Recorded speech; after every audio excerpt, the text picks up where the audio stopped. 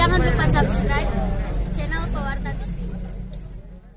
Kabidumas Polda Sulsel jalin keakraban dan kebersamaan dengan insan pers di Makassar.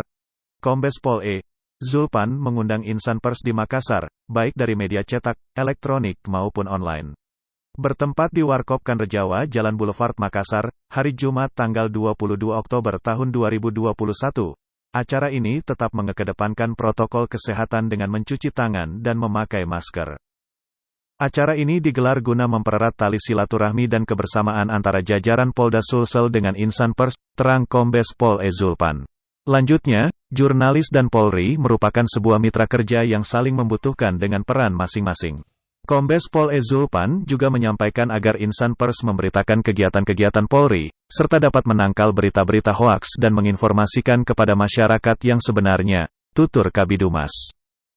E. Zulpan juga mengharapkan kepada para wartawan, untuk berkontribusi aktif mengajak masyarakat, agar sadar untuk menekan penyebaran virus COVID-19, dengan menerapkan protokol kesehatan. Mudah-mudahan kekompakan dari rekan-rekan wartawan di Makassar dan Sulsel, bersama Humas Polda Sulsel dapat dipertahankan, tutup Kabidumas.